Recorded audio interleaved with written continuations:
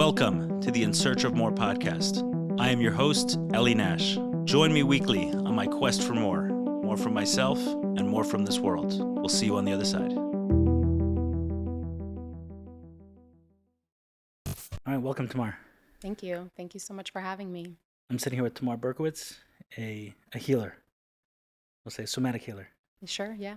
Okay, you'll talk more about that in a moment, but we shared a breathwork session several months ago. You were in the group with Mary Kay. Mm-hmm. So we have that in common, and I will share. Yeah, that was amazing. It was. Yeah, I loved it. Yeah, it's quite. It was your first one, you said? Yeah, my first group breath work, yeah. Pretty cool. What do you think? I loved it. He's a phenomenal instructor. I had a massive release, and as a healer, there's nothing I love more than witnessing other people's releases. So being in that room with all that energy was incredible. For me, after I definitely caught some other people's energies. I had to work it out a little bit of my body. It took me like a week, but that's also because Of what you do. I absorb people's energies. I take on other people's emotions and feelings. So in that kind of setting, that's what usually happens. But still, it was amazing. You recommend it? Yeah, 100%. So can you explain a little better what you do? I don't feel I edified properly. Yeah, so I'm an energy medicine practitioner. I feel like that's the best way to say it. I always feel kind of weird calling myself a healer because I don't take credit for what I do. I feel more like I'm a channel. But what I do is I do Reiki, and I do inner child healing and somatic healing. And I practice what's called the somatic reparenting method, which was created by Dr. Summer Nicole. And it's basically a trauma and polyvagal informed therapy. Polyvagal means? Polyvagal was founded by Dr. Stephen Porges, and it's basically all about nervous system work. It's all about the vagus nerve, which is it's the largest branch of the entire nervous system. And it basically talks about how we socially relate to other people. And it also teaches the idea that when we are in say a down-regulated state, when we're in freeze mode, we have to bring ourselves into an up-regulated state, into the sympathetic state, in order to get back into the balance of a regulated nervous system. So the somatic reparenting method, we use a combination of somatic movement, breath work, visualization, and meditation to achieve this. And I actually always tell people who have done plant medicine, it's kind of like a mini plant medicine journey because it takes you straight into a part of the subconscious mind that you otherwise would never be able to access. And the most incredible things come out, and the most profound, beautiful healing. Sounds cool. Yeah, it's amazing. Can you say more about it? Like what does it look like? Meaning a plant medicine journey looks like eating some mushrooms, or maybe eating some chocolates mixed with mushrooms. Right. And then lying there blindfolded and waiting for something to happen. What does somatic reparenting look like? So it looks like first, in a session, we'll have first the intake, get whatever's going on in the person's life. And then we'll do, depending on where they're at that moment, we'll do specific somatic movements together to help release energy and just get into like a more regulated state. What does a somatic movement mean? Somatic movements are different types of exercises that are specific to dispelling energy out of your body. So a lot of them look like regular exercises. Even yoga is a form of somatic movement. Dance is a form of somatic movement. When I'm doing sessions, we just do, 2 or 3 or 4 different movements that are like 2 to 3 minutes each. And it's based off where I see the client is at to help them dispel whatever they need to dispel. So then they're regulated, and then I guide them through meditation. And in the meditation, we're first kind of helping the client come back into their body, feeling safety in their body. And you're typically working one-on-one? I do both group sessions and one-on-one. I'm going to hopefully start a group container soon. I haven't decided when yet. But I do love group healing containers, which I'll talk about that a little bit too. I was just trying to visualize it, I mean, you were talking about the meditation, but Right. it helps me to visualize it when Okay, I hear that's where you. that question Yeah. came from. And it's different in that in the one-on-one sessions, it's much more customized because I'll have the person explain to me what they're experiencing, and then I'm able to kind of custom guide them through the specific thing they're experiencing. Whereas in a group session, they're kind of doing it more on their own, which they can still do. But it depends where the person's at, what they're interested in. So, in the meditation, settle them back into their body and make them feel super, super grounded. And then we use a specific emotion. So, say the emotion, or say we're working on a pattern, right? Because we all have these set patterns that, whether it's feeling unworthy or unlovable or like all these different things that we get from our childhood that are these set patterns in our subconscious mind. We go into the emotion of it. So they have the safety in their body to sit with the emotion. We allow them to feel this emotion throughout their whole body.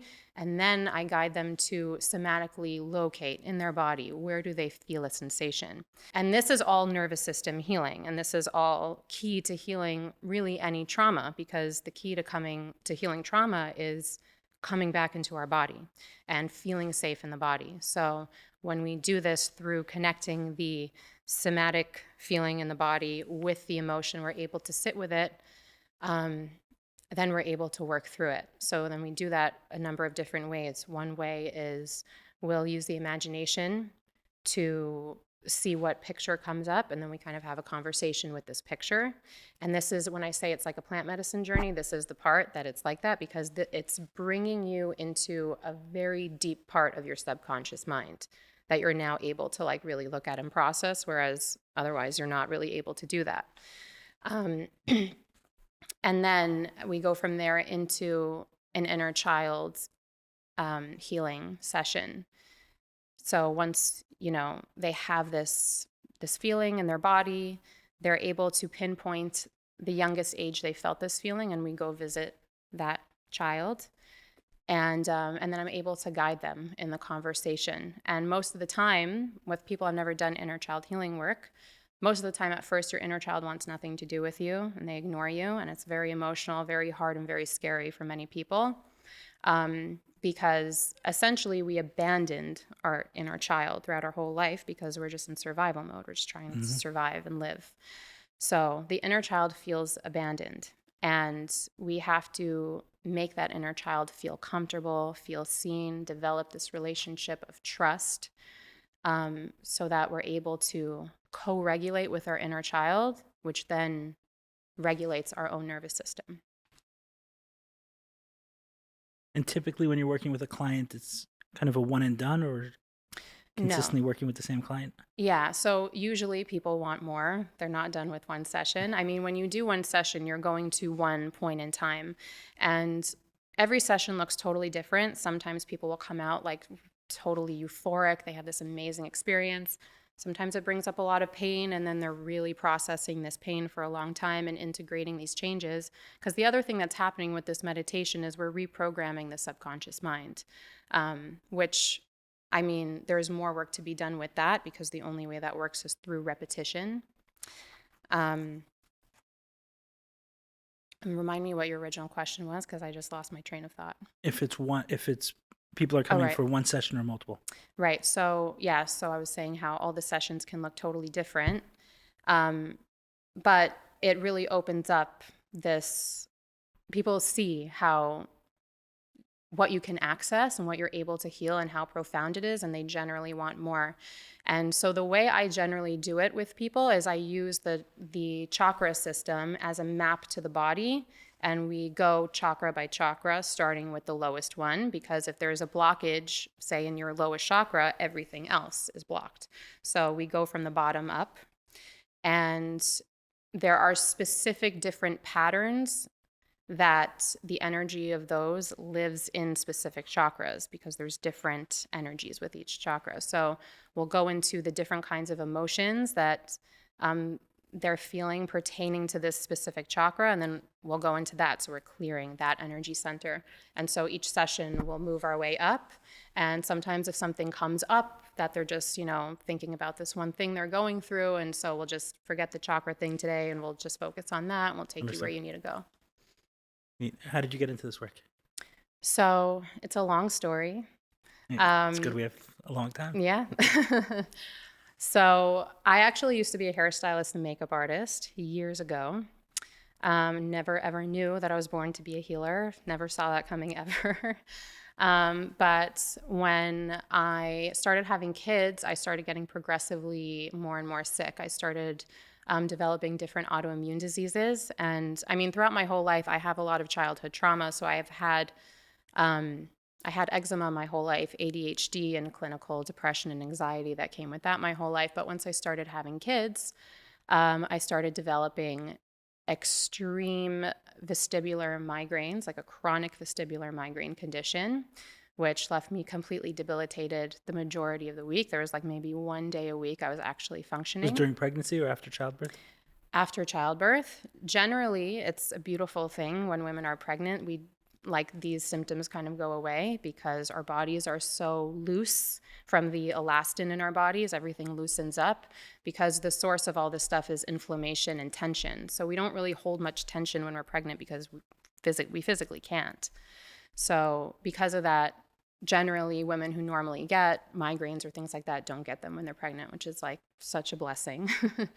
But yeah, each kid I had, it got worse. And then I have 4 children. By my third child, I then developed endometriosis. Which is? That is a disease in the womb, which is basically you have growths that occur outside the uterus, which are extremely painful. So like, I think I'd only experienced one flare-up from that, but like the experience of an endometriosis flare-up is like active labor with no breaks between contractions, and you're just stuck in this pain for hours. Huh.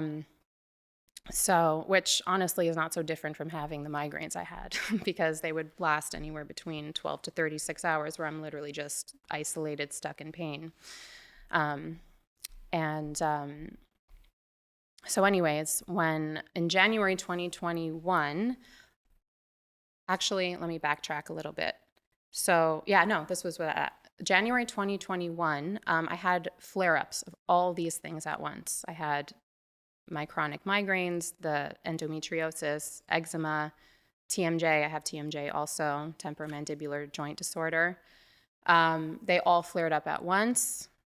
And also extreme chronic pain comes with these things throughout like most of my body. And that was like my moment where I was brought to my knees, where I just fully surrendered to God. Like at that point I had learned a few things about the mind-body connection. I had like basic awareness of natural healing. And I had gone to doctors for this, and they all told me you could get surgeries, you could get medications, but it doesn't heal anything, and this is a life sentence, and you're going to suffer, and there's no answer. And I would not accept that. So I just fully surrendered to God, and I said, you are my healer, and I know you're capable of miracles, and you have to heal me, because if you don't, I'm going to die. It was that point of either dying or changing, you know? So my husband bought me like a ton of books on nutrition and healing, and I just started studying like crazy, and we slowly started changing our entire lifestyle, changed the way we ate, threw out every toxic chemical in my home, totally changed our entire lifestyles. I didn't even realize I was doing these things. That's part of quantum biology, which is really just, it's like supporting your circadian rhythm. Things like grounding, putting your bare feet in nature, in the grass or in the sand, and waking up with the sun, allowing the sun to touch your eyeballs and your skin in the morning, eating things that are in season, eating a certain way. These are things you were doing. These are things I was doing with that. I didn't realize that these are really keys to healing like intense autoimmune issues.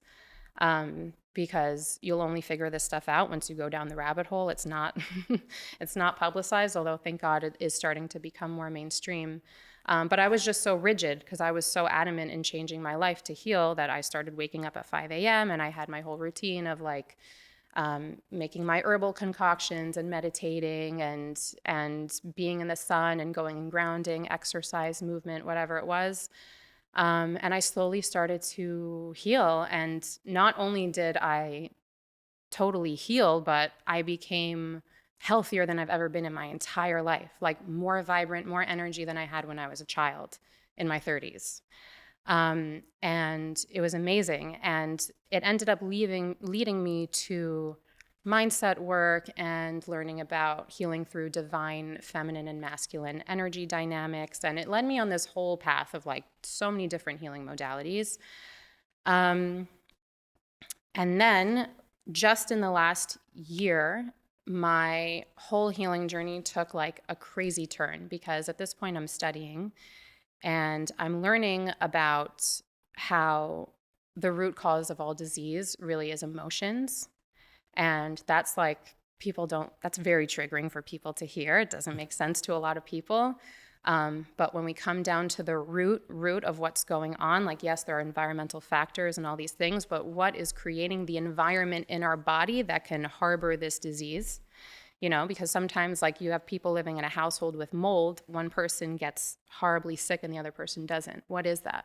That's our internal environment, which is based off our emotions. Our emotions are what create that. Our nervous system is what creates it. So, and I had read so many case studies. I learned so much. I know for a fact now that the root cause of disease is emotions. And I realized that.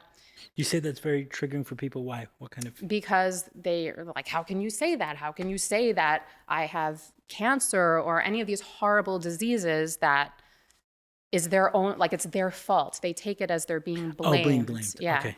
And it's not, because it's not your fault that you have set patterns in your subconscious system and you operate and process emotions a certain way. That's based off the first 7 years of life. Whatever your caregivers modeled for you and however you were treated, that's what develops our internal kind of emotional system and our nervous system, how it reacts to things. So I started thinking about, where I was at physically, because I'm healed technically, but really these diseases are still in my body, but they're just laying dormant, because if I eat certain things or if I do certain things, I can trigger a flare-up. And I knew that I was thinking specifically about my endometriosis, because at this time I was pregnant with my 4th child. And this is after my whole holistic journey. So I was planning on having a natural home birth. All my other kids were in hospitals with epidurals. So this was new. And this was like me facing my greatest fear of pain of childbirth, because before I was the type of person that was like, have the epidural waiting for me at the hospital. And so I'm thinking, I have endometriosis. It's dormant, but how is that going to affect my childbirth? And I had also learned so much about ancestral healing. And I was thinking about how I know there's a trauma that put the endometriosis there, and I can't pass it on to my kids anymore. Like I can see, being so in tune with energies, how my other kids, can like carry energies from my trauma. And I'm like, this kid cannot be born with this. And so I decided to face my biggest, deepest, darkest trauma that I actively repressed my entire life, which was when I was 4 years old, I was sexually abused by my grandfather. And I actually fully repressed. I had no memory of this. And the reason I found out is because when I was 16, I had a consensual experience that triggered not a visual memory, but a physical memory. And for my immediate reaction was, wow, because I had learned that people can repress these memories, and that's very common. You learned at 16, you knew that? I had already learned that. I've always been a reader and a researcher and all these things. I was always very interested in psychology. So I had learned that that's a thing that is very common, that people repress the memory of those kinds of things happening. So my immediate reaction was, cool, I don't have to deal with this. I don't remember, like, thank God. And I was terrified of flashbacks ever coming up. So your immediate reaction after what? After realizing, after having this body memory, that something had happened to me. So you felt like it was gone? Yeah, I felt like I don't have to deal with this because I don't remember. Like, I don't have a visual memory. I was grateful that I did not have this visual memory, so I felt like I don't have to deal with this in my life. Got it. Not knowing that the energy of all of our experiences lives in our bodies, and the only way to sustainably heal anything is to remove the energy out of your body. Sorry, lost my train of thought again. You were talking about having to face your deepest, darkest trauma, and that was being sexually abused by a grandfather at 4 years old. Right. Okay. You realize right. My that in order immediate to reaction. avoid. Right. I'm thinking that I don't have to deal with this. So I go on living my life terrified of flashbacks ever coming up. And at like any time I would like think about it, like, oh, maybe this happened to me, I would just like repress, don't think about it. But now I became such like so committed to my healing. And like I said, all these other motivations of I don't want my kids to carry this trauma, and like this has to end with me. So I decided to face it. And I realized also like the energy of me having the courage to face my pain of childbirth, and like there's no turning back at my house. I got to just do it. It was the same energy of like facing this terrifying pain of going into this memory. At this point, I didn't remember. I didn't know who it was. I didn't know when. I didn't know, like I just knew something happened to me. So this was about 2 months before my baby was born. So I called my good friend, who is a super, super gifted energy healer, energy reader.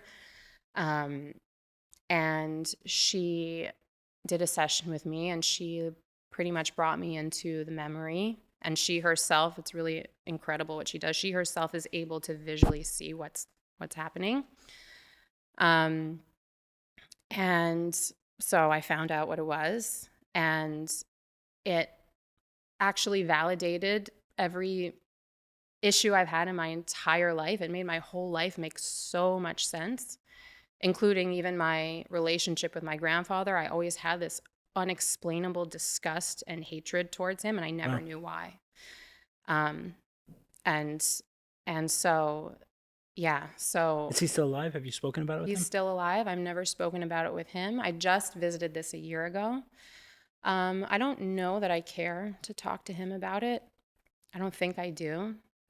I mean, if he ever came to me, I would definitely not hold back, but I don't feel the need to go to him. For me, the biggest part of this healing was being able to even talk about it at all with my own family members. And that was like a whole thing, like each person one at a time, going to them and opening and none up of them about have it. confronted him about it? No. I mean, we have very interesting family dynamic. He's a weird guy. Not such a surprise. He, I don't know, he like lives in an old age home and doesn't really communicate much with people other than my father. My father has a very close relationship with him. So that was, for me, telling my father was like risking my relationship with him, which took us years to cultivate a beautiful relationship because we had a horrible relationship when I was younger. So that was a wild healing thing, which we can get to. But did that go well when you shared it with your father? It went amazing. Yeah. Better than I could have expected. And it was a plant medicine journey that brought me to the realization that I had to tell him. It was like a whole wild, mystical, crazy experience. But hold on. I need you to bring me back for a minute before that.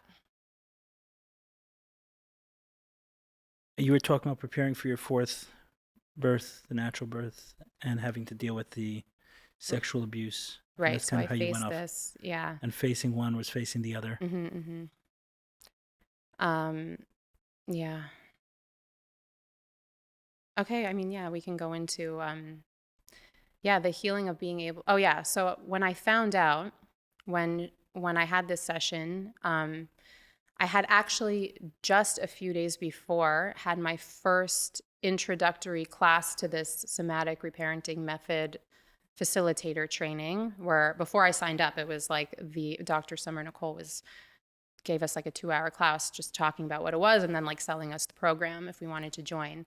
And she had mentioned about in her own trauma, when she was going through a trauma, she went to the beach and she just went under the water and screamed her head off until she was exhausted. And when I'm having this session, I was at South Point Park in Miami, and I'm like realizing, I was sitting on the rocks. I'm like, the beach is right here. And I went, and this was like my first like real intense somatic experience that I marched right into the water. And it was amazing because like the energy of the waves were matching my energy. It was like they were like smacking me, and I'm like fighting through them. And I just embodied my 4-year-old little girl, and I dunked under the water, and I just let her scream her head off because I was frozen when it happened, and I couldn't scream and I couldn't do anything. And I just allowed her to just release and do that. And then I mean, this just started this wild past year now, journey of incredible healing. And I was so blessed that I had this somatic reparenting facilitator training throughout. It actually started, we had our first like introductory session, gave birth 3 days later, and then like we had our first session. So I was like, my baby was with me through the whole thing with all the meditations and all the healing, because the whole first half of the facilitator training is she's doing it to us, so we get to experience it. So I had that supporting my whole healing. I had this group of people, which is one of my first experience of group healing, and how valuable the container of group healing is, of being witnessed and being held. Because one of the things You're referring to the group that was also training to be a facilitator. Yes, exactly. We're a group of 8 or so people. One of the most important things about healing trauma is we have to heal in co-regulation with other people, because our trauma happens in relationships. So we also there's an aspect of the healing that has to happen in relationships. We're hurt through people, we got to heal through people. Exactly. Got it. So having a group container, which is also why I really want to do what I do in a group session, is so people have that. They have other people to witness them and to hold them in zero judgment, and they get that co-regulation. And I actually ended up in May doing my first plant medicine journey, which was, I was invited to this group of 15 other Jewish women who were doing it. I had no idea what to expect, but that experience of healing in the group with the other women, it gave me the most incredible co-regulation tools that I never even realized I needed.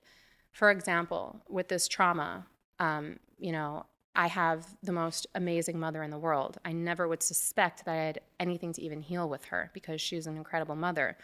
But because of that one trauma, there was one moment in time I wasn't protected, and that caused me to have a mother wound that I needed to heal, which I was totally unaware of because she's amazing.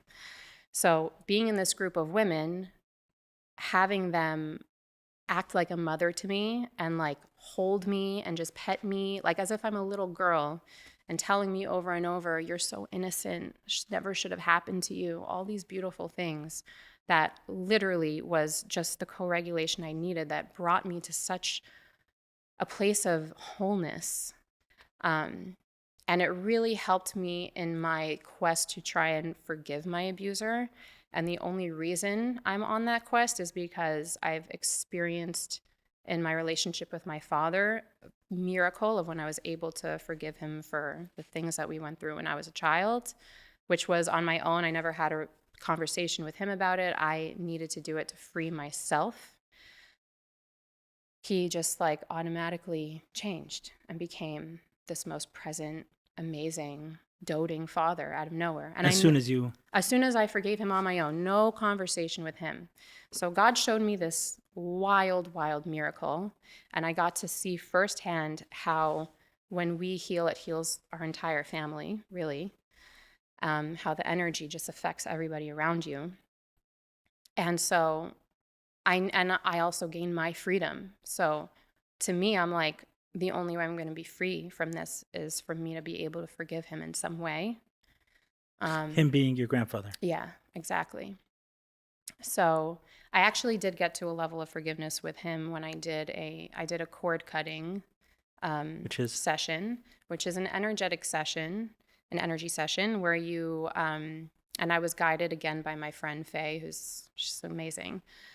You basically, you imagine the person and you feel into your body where you feel like a sensation.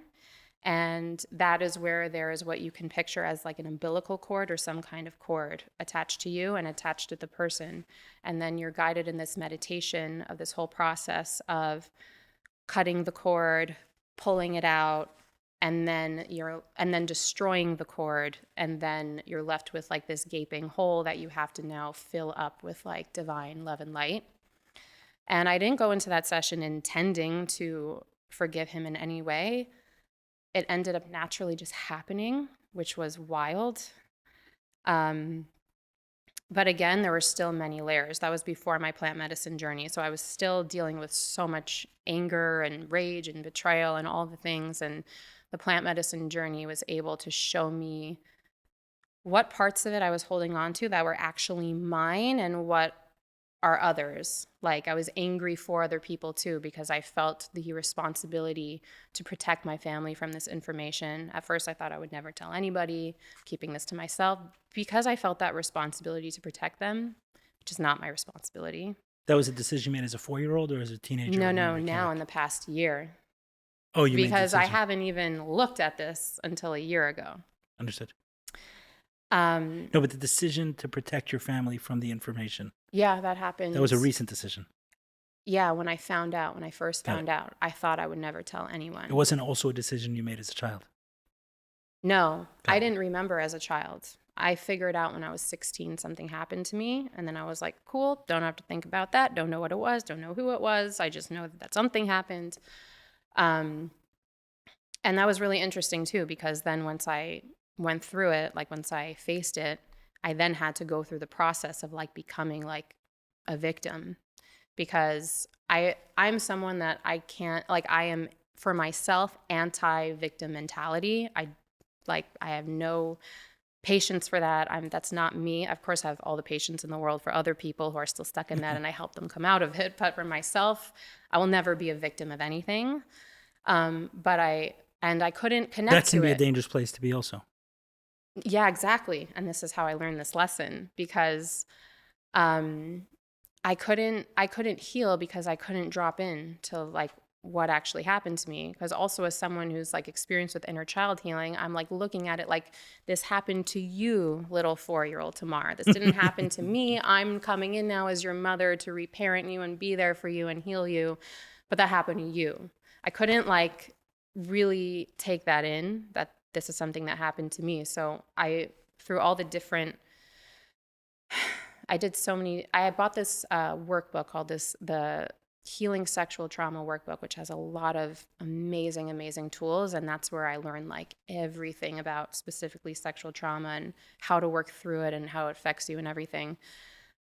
So I learned I had to allow myself to become the victim and become this 4-year-old girl who this happened to, and go through the motions of everything that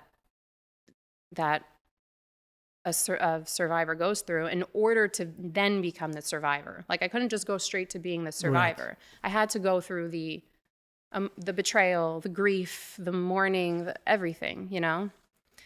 Have you heard of the, I think it's called the U theory in healing?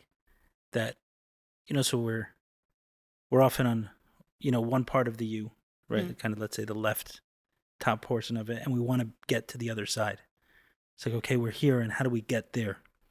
And the way through it is to go down the U and then come out the other side, meaning to go down to those parts of us, those experiences that have caused us tremendous pain, and then we can pop up on the other side. But we don't get to make a line across the top of the U. 100%, yeah. And it's funny because that's like what I tell everybody all the time. I'm like, your freedom is in your pain. Like you got to go into the pain to heal. It's the only way. You got to feel to heal. But I didn't know how to, because it was just, I'm so one way of like being this non-victim. And it took a lot for me to understand that, and then to finally like allow myself to go through that and like step into this, I allow myself to step into like this depression, because I had to go through that too to heal it. And as time went on, I realized there got to a point where I couldn't hold it anymore about myself. And I'm like, I have to tell somebody, because it was just, the pressure of it was literally taking over my life and I couldn't function.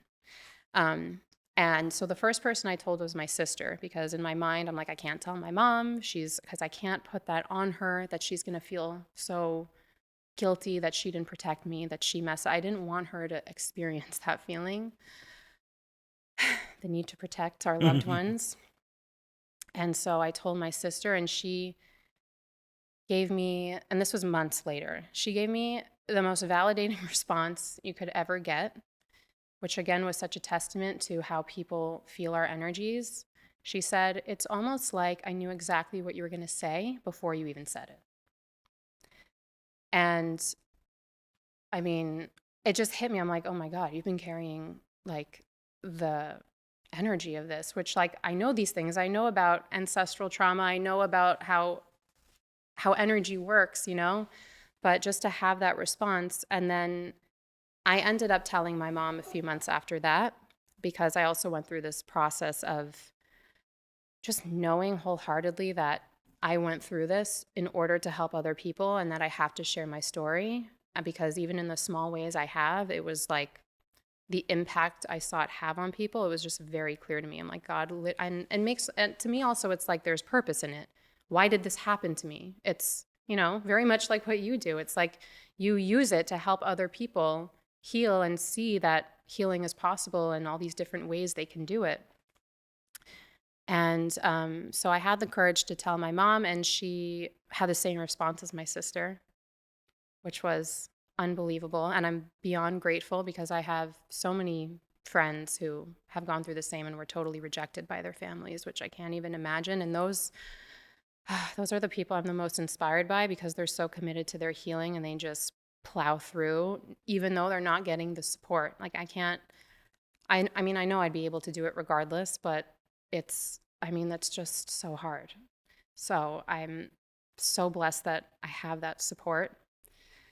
And then, yeah, just a few weeks ago, I did my second plant medicine journey. Before we go there. Sure. You had a fourth child in between. Yeah. Yeah. So I had my daughter before I started telling people. Right. So when you had your daughter. Yeah. What was the physical experience afterwards? Because with each one of your first 3 children. Oh, yeah. There were progressively worse symptoms. Then you went on this healing journey. Yeah. So what happened after that? I mean, it was incredible. Also all my other pregnancies were extremely difficult recovery, bad postpartum depression with each kid. I birthed her with no medication, like a queen. I'm so proud of myself, because that was one of the hardest things I've ever done. And I had no postpartum depression after.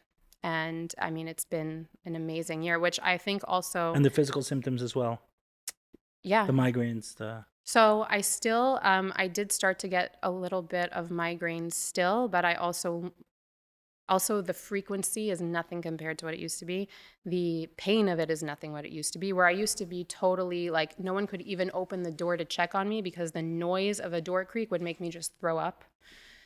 I now can like function and go food shopping and drive my kids to school while I have a migraine. And like, it's difficult, and I have to wear glasses, and like, I have to do lots of things. And I do still like kind of just throw up between my tasks, because that's just part of it. But it's nothing compared to what it used to be. And also from my first plant medicine journey showed me energetically what my migraine actually was. And with that knowledge, I'm now able to take different steps to heal them. So what I was able to see was that the pain of what I experienced with my grandfather, and also my father growing up, just with our terrible relationship, the energy of that was living in my back. And when I was, as a child, when I had this relationship with my father, my body became used to having my heart broken literally all the time. And because this creates a physiological response in the body. we release these hormones, and then our cells literally become addicted to like this hit of emotional hormone. The pain. Like a drug. No, it's not the specific pain, but the emotion. You know, it's like the way that when people, if someone is like complaining about their mother-in-law, for example, they have a terrible relationship with them, and they always just have to talk about it and have to complain about it, but there's like no resolve. It's because your body is physically addicted to the chemical hit of that hormone release. When you talk about it, when you work yourself up over it. Right, because your cells literally start to become dependent on this hormone. Like they think they need it to survive. So what happens is when our body now is not receiving that from the external environment, because I was receiving that from my dad, and then as I got older, I didn't have to have a relationship with him anymore, and then later we healed. I'm not receiving this heartbreak anymore from my external environment, but my body needs this, so my body now starts to create the same experience in its internal environment. So the physical pain is like the manifestation of the emotional pain. And that's what the migraine was. And then the vomiting, because I do a lot of that with a migraine, is literally the nausea of what I experienced with my grandfather, and my body constantly trying to purge it, right? Like that's what happens on medicine journeys. We purge the energy. And so my body was trying to do that all the time. And so now with that understanding, and now also having so much knowledge of somatic exercise, I'm able to right away, when I start getting a migraine, know exactly what I need to do physically to help remove the energy of this pain from my body. And it takes tons of different somatic exercises, and breath work, like lion's breath, for example, is such a great breath to lion's breath is purge energy. It's when you make a face like a lion, you take a big inhale and you like that, tongue out, like you're feeling all that shit come out, So now I'm able to move through them. And also throughout this whole somatic reparenting facilitator training, we're also trained in Reiki, because we do Reiki to support the process when someone they're visiting like a very deep emotional thing. A lot of times they really do need that energetic support.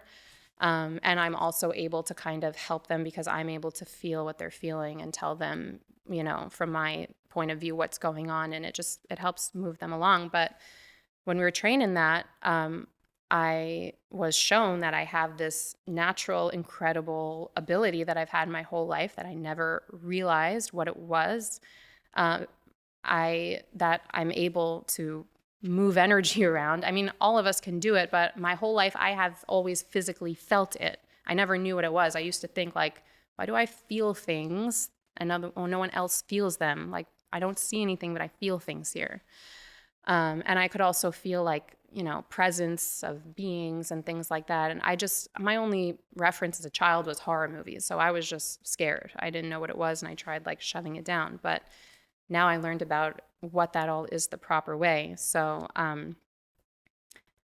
having this knowledge of Reiki and energy and how it moves and how it works and how to extract it and all these things, it made the whole healing process so much easier, that now whenever these things come up, I'm able to just really handle it right away. And because I understand what it is, and I can be intentional with like releasing this specific pain when these things come up, it actually releases sustainably. So then it's like the next migraine I get is still nothing compared to the last one. Right. Is there a way to move those through completely? What do you mean? So you're saying you have that energy, right, that builds up, that builds up into a migraine, into vomiting, and then you're doing different things to get rid of it, but then it'll come back again less intense. Is there a way to get rid of it completely? Yeah, so it really comes down to our own awareness and our own nervous system healing. The nervous system runs the show. with everything. And that's because only certain types of people get a migraine. It's because we process emotions in a very specific way.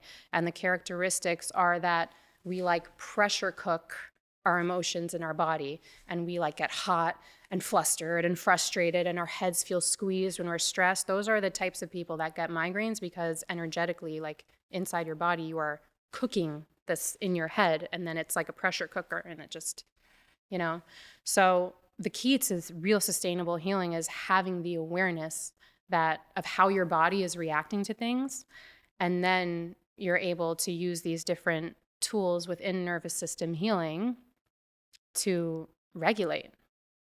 And then you can end up preventing it. So now I can catch myself when I start to feel stress and I start to feel that buildup of energy in my body.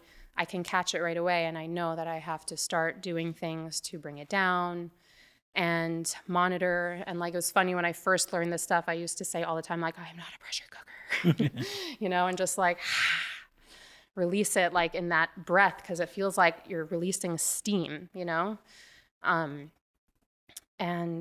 yeah, so that's the key to sustainable healing for literally everything, is the nervous system work, is regulating the nervous system, because it's the activation of our nervous system that creates the internal environment to, so to speak, cook up whatever different kind of diseases could end up cooking up. People who are resistant to this idea that emotions connect to disease, what do you tell them? So I tell them that it's not so black and white, that, first of all, usually the thing that comes with that is they're like, how can you say that? I could just do this and I'll be fine. I have this problem and that problem, that problem. And to that I say, yes, you have to take care of the physical side as well, because it has affected you physically. So that needs to be addressed. Just like in my case, I had to address everything physically in order to heal. And the beautiful thing about that is, because everything is energy, once you open yourself up to healing in that way, like different things will just end up coming to you, and you'll be led to like the next and the next and the next, which is what happened to me. But you have to address the physical, and when you address the physical, that can heal you on the physical level, but then you can always just get these things again. So until you resolve the emotions that live in your body, that's never going to go away. And people need to understand also, the way I also explain it is just everything is energy. And a lot of people don't understand that, but I mean, it's physics, like literally it's science, and it's just is what it is. And once you can look it up, you can look into it, so you can gain a deeper understanding of how it all works. But everything is made out of energy. Energy cannot be destroyed, and it gets trapped in our bodies, in our fascia. So the only way to clear that energy, of that emotion, of that experience, is to do it somatically, and by being with it, sitting with the pain. You say you can look it up. If someone wanted to look it up, where would they go? I would say look up quantum physics. You know what? I can give you specific doctors who I have learned so much from. My two favorites are Dr. Joe Dispenza and Dr. Bruce Lipton. Dr. Bruce Lipton teaches epigenetics, which is the science of how we're not slaves to our genes. People think, oh, this disease is in my family, it's genetic, I could get it, except that you could heal your genes on a physiological level, and then it's not getting passed down anymore. So we are not slaves to our genes, and we can heal anything. And the mainstream medical model, which is based off of Newtonian physics, says the opposite, that you are a slave to your genes, there's nothing you can do. But the science is out there, and there's tons and tons of case studies, which is what gave me the confidence to go through with all this stuff. I'm like, I see this stuff is real. There's no denying that it's real when you read these books and you read these case studies. And I had nothing to lose by trying these things, and now I'm a case study too. Right. Thank God. It's worked. Yeah, there's nothing like experience. Exactly. Yeah. What sort of clients do you work with? What are their presenting issues? So far, it's really just women that are already on the healing path and are looking to get So it's only deep. women. So far, I have worked with a couple men, and I'm figuring out how I want to structure that. I will probably eventually open up a men's group for the somatic reparenting method. But I'm going to start off with women because that's my comfort zone. And I would just want to stay not even within my comfort zone, but within my expertise. I feel like I have more to learn about men still before I can like fully help men, even though I've been able to, thank God, which was wonderful, but definitely not to the same level that I can help women. Right. Just because of my own knowledge. Your own experiences. Exactly. And in terms of the issues they're presenting with, the women who are coming to you? So I mean, nothing too specific. It's mostly just women that have different kinds of trauma, like any different type of trauma, all different childhood stuff that they're ready to work through, because it's the type of person that hears about this work and they're like, yeah, I'm ready for that, So it's just where they're at. They're not necessarily presenting any specific type of physical anything. I mean, almost always they do have some sort of physical manifestation of their trauma, but it's a whole range of everything, literally. Yeah, I've had plant medicine experiences where I've gone into 3 plant medicine experiences not feeling well physically. And in each one of them I came out better, and it explained to me what I was dealing with. And what explained to you? I understood what I was dealing with. Right, yeah. Right. In one, I had a cough that I could not get rid of. It was mono, and it was kind of like the end of it, and it just wouldn't stop for 3-4 weeks. So it was very bad for 2-3 weeks, and then for 3-4 weeks just exhausted, and this cough that wouldn't stop. And I tried a number of different medications, and eventually I said, maybe I'll just try ayahuasca. It was kind of this weird place to be, which is not sick enough not to do anything, but too sick to properly work. Right. And properly do what I needed. And then this cough that just sat with it. And during the experience, there was someone in particular who was frustrating me. And every time I thought about the situation connected to him and what was going on there, I normally gladly share, but because it's someone else's story, someone else, so I won't bring that in. But every time I thought about him or the situation, I could not stop coughing, And then I felt the medicine showing me, okay, it's this emotion, the emotion of judgment and anger attached to this situation and this person, that is what's causing the sickness. And by the time the journey was over, I had no cough. And I've had other experiences as well. Terrible headaches going into experiences, and also good understanding of what was going on. Right. Things like that. So, yeah, it is fascinating. A lot of people are big fans of Gabor Mate. He's probably less known for his work, When the Body Says No. Do you know it? Mm-hmm. Yeah. When the Body Says No. So that he talks about in that book that he did get a lot of criticism for it, meaning a lot of people love Gabor because his ideas are very easy to listen to. Mm-hmm. That when we hear how understanding and compassionate he is of addiction, it's like a warm blanket around us. It's like, oh, here's someone who's not placing judgment and harshness. But his lesser known book, so his whole addiction ideas were expressed in the realm of Hungry Ghosts, and that's kind of one of those that exploded. But he had his books on many subjects, ADD and parenting, and one of them is When the Body Says No, and lesser known for whatever reason, and he talks about it in the book that it was harder for people to hear, that he connected breast cancer to anger, I remember in the book, and very interesting, he talks about ALS, right, where the body shuts down, and that's where the title came from, When the Body Says No. So he called ALS, which ALS is also known as Lou Gehrig's disease. Do you know who Lou Gehrig is? Yeah. Baseball player. So he was famous for, up until maybe 20 years ago, he had the longest streak of consecutive games without missing a game. And eventually this guy, Cal Ripken, broke that record. But Lou Gehrig held that record for a bunch of years where he simply would not opt out of any game. He wouldn't stay out for any injury. And Gabor Mate points out that it wasn't because he wasn't injured. It was just because he couldn't say no. Mm-hmm. He couldn't say no to going in the game. So right. Lou Gehrig had Lou Gehrig's disease. The ALS was connected to him being the player with the most consecutive games played without a break. And eventually his body said, if you don't say no, I'm going to say no. Mm. And I think in it, he calls ALS like a nice guy's disease. People who just are saying yes to everything, eventually the body shuts down.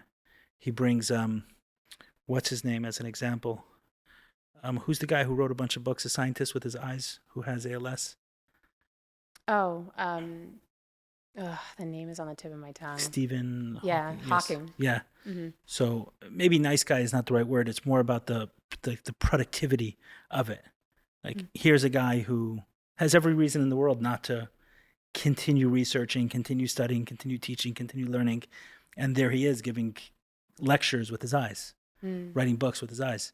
So he connected the two, but for whatever reason, that work is lesser known. I guess it's at first maybe it's a harder pill to swallow, but it's also a much more empowering pill to swallow. Exactly. I can do something about it. My hands are not in the hands of my health is not in the hands of someone else completely.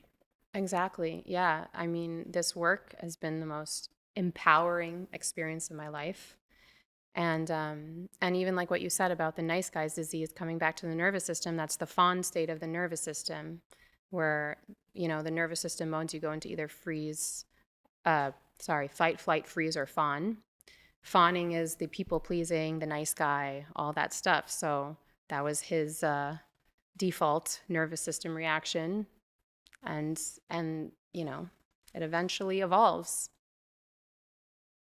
Eventually evolves into a disease in many cases. Mm-hmm. Interesting. I hear it. It certainly makes sense. And when you talk about everything being connected, one of the Chabad Rebbes said, if there's a small hole in your body, there's a big hole in your spirit. Mm-hmm. So. Yeah, and that's totally true, because even just when you learn about the energy body, because we have our energy body lives like up to like 6 to 8 feet outside of us. And if you've been on plant medicine journeys, you probably may have seen them, people's energy bodies, because usually that can happen on plant medicine. But we all have different kinds of like ridges and holes. And that's how, other people's stuff gets like passed on to us. And it's up to us to create kind of that energetic boundary for ourselves so that we're not absorbing other people's stuff. Right. It's interesting that you say that, because on the ayahuasca journey I did, where I came in, this one was just terrible headache. Just what was worse, I wasn't feeling well at all. Mm-hmm. And I just said, okay, let me try it again. I mean, nothing else is working. Yeah. And it was similar with the fatigue and lethargy and a terrible headache. And an hour and a half in, I forgot completely that it existed, that it was there, and I came out of it. I was fine. But what I understood from that journey was that a lot of this work that I've been doing, that has me talking to a lot of people and hearing a lot of different struggles and their stories, like something happens with each one of those. At the end of an interaction where I'm hearing, a very difficult story of sexual abuse, I'm in a different mode than if someone told me he had a great day and, we're speaking about, I don't know, some vacation. Mm-hmm. It's something different happens. And how not doing anything to process that had made me sick and will continue to if I don't learn how to do certain things so as not to take on take on too much. So what have you learned about that? I'm curious, just in terms of, you had mentioned after the breathwork journey, you took on a lot of other people's stuff, and then over the next week so I learned, it was a process. I learned that's like right after that breathwork journey was when I bought all these books about getting into like the science of the energy body and how it works. And just that I learned about, we have like different ridges and holes that were put there throughout our life because of different, just the way we're raised and all the things that get sent to our subconscious mind. And we have the power to close those holes up. One way is through breath work, and which was actually one of the things I got from my plant medicine journey. I was able to see how the breath is the vehicle for energy throughout your body, that we use the breath to move it. And so, even with our own bodies, we have like this chakra system, which is the energy centers, and our own energies can be totally unbalanced. So we can use our breath to balance those energies, move them throughout our whole body. And when it comes to holding other people's energies, it takes a lot of practice to get to the point of having the awareness of what's mine and what's others.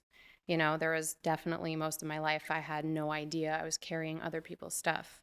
Even in my first plant medicine journey, I realized I was carrying the energy of like an ex-boyfriend from years ago, which I didn't even think about for years, and his wife and his kids, who I don't know who they are. But like, how would you explain that to someone in layman's terms? Meaning without, yeah, you're saying your whole life you'd understand it without knowing what you now know, without your experiences that you've had. Is there a way you can think of explaining that to someone who hasn't had these experiences? Yeah. What does it mean you're carrying your ex-boyfriend's energy and his wife and family? And it means that, well, through definitely sexual encounters, that is a way to transfer energy into somebody else's body.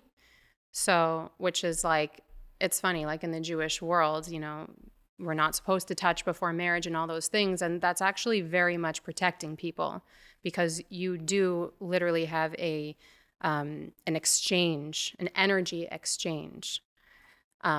So we have to do the work to remove that. So, and that looks like a combination of, different exercises. But again, it comes down to really having the awareness. And I mean, the way I have to like bring it back to the basics of just energy, that emotions are energy in motion. Energy is always moving. And everything is made out of energy. There's not anything that's not energy. And we live in a plane of frequencies, meaning like when you turn on the radio, you're getting that station because you're tuning it to the frequency where that music is playing. And it's coming to the receiver. So we technically are all receivers. Like people talk all about the law of attraction, how you attract things, you attract the energy that you are, but you're not, it really should be called the law of receiving, because it's not that you're attracting, it's you're receiving, because you're not going to pick up anything that you're not an actual receiver for. So yeah, I feel like it's hard to fully describe in layman's terms because there's so much study of this and like going back to the basics, but I really highly recommend for anyone who's interested in learning these things to really read all the books of Dr. Joe Dispenza, Dr. Bruce Lipton. They really explain it in a beautiful way. I feel like it has to be explained in a book because there's so much to it. It's not something I could really give like a 1, 2, 3 on. Right. Understood. Did we not touch on anything that we should? I don't know. Was there something, I asked the question differently, was there something else that you wanted to speak about or you thought maybe would be helpful to speak about that I haven't asked about? Right, yeah. I guess I did want to share this story of like... You may want to get the mic just more in front of you. You can move the mic, you don't have to move yourself. No, I'm good, I'm comfortable. Thank you.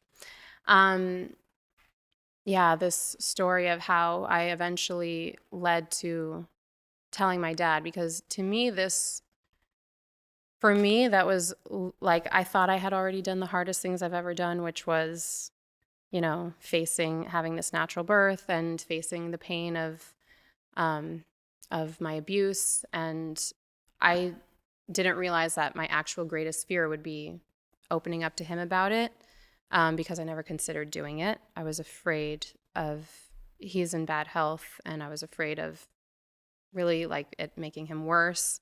Also, he has an amazing relationship with his father. I was afraid he wouldn't believe me. All these different fears came up. And I did this plant medicine journey a few weeks ago that just, it showed me how I needed to be open about it, that the key to just freedom in life is being authentic. And I had this whole conversation with a friend of mine who's brilliant. Her name is Kathy Heller. She has a podcast. A lot of people know who she is. But I had talked to her before for some advice, because she's someone that talks openly, like you, about all of her stuff. And so I talk openly about some of my stuff. Just some.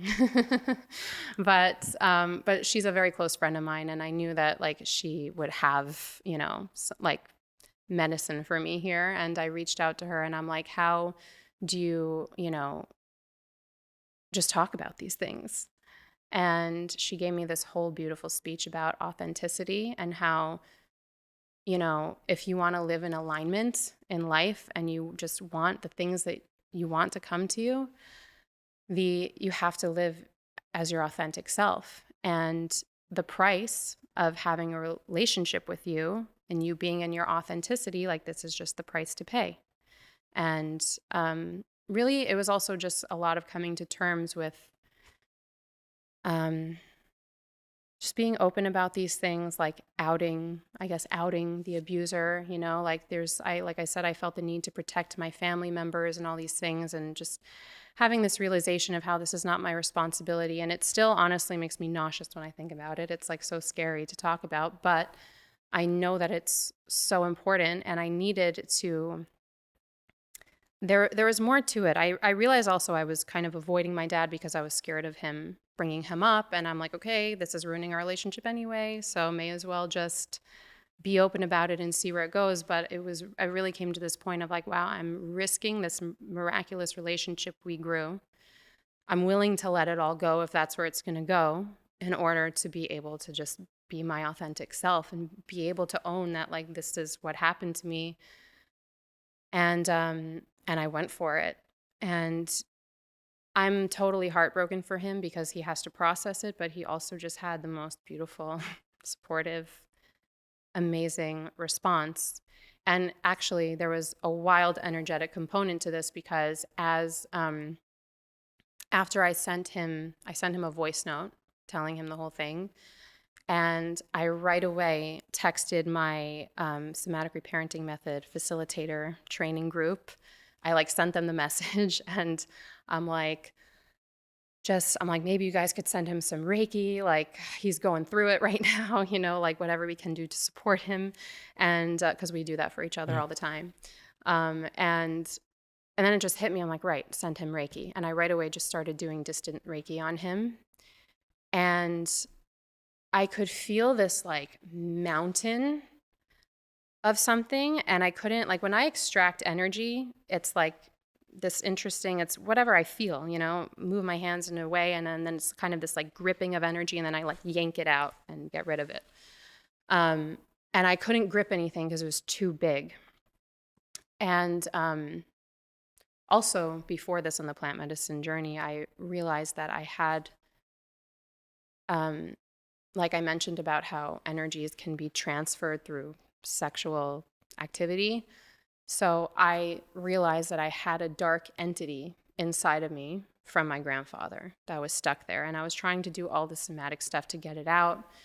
I didn't really feel like I got it out, even though I literally exerted myself, like doing all the different somatic stuff, punching a pillow, screaming, crying, like everything, trying everything I could to get it out. It didn't really come out. But anyways, later I'm doing this Reiki session on my father, and I'm finally able to extract this thing. And the only way I was able to do it was by like getting my hands under and like yanking it out. It felt like I was carrying a grown man. That's what it felt like.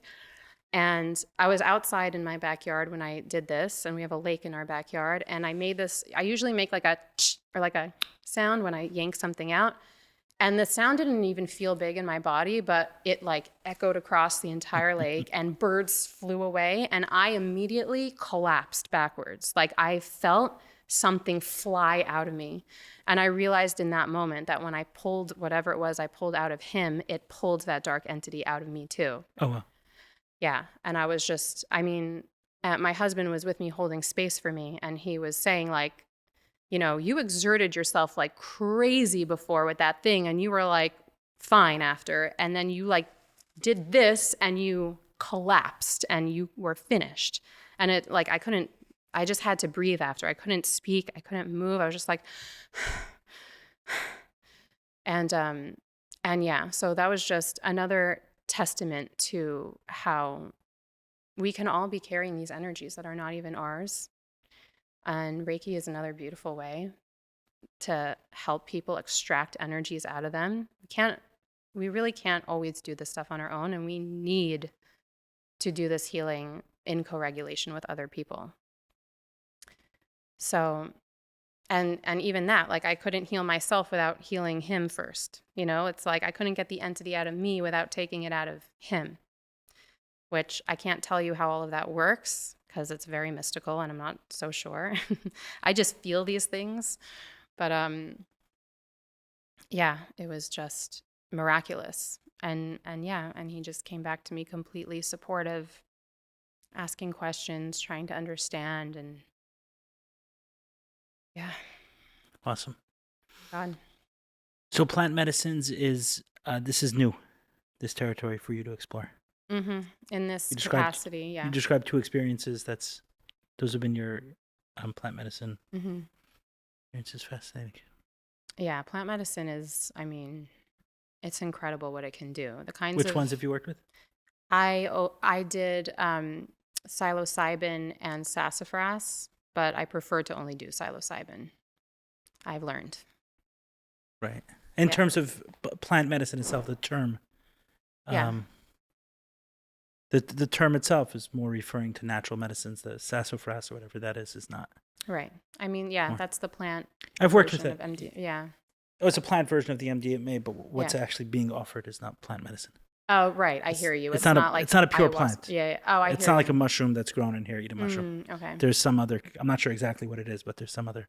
Yeah, that makes sense because of it's like a not fun come down after. It takes a big toll on my body, and the psilocybin is like way easier. I know that's what's interesting. I've worked with those a few times, and I've stopped for that reason. It feels like the journey itself is more gentle, and afterwards it's much more brutal. Yeah. Usually some sort of depression that feels like it sets on or something with me.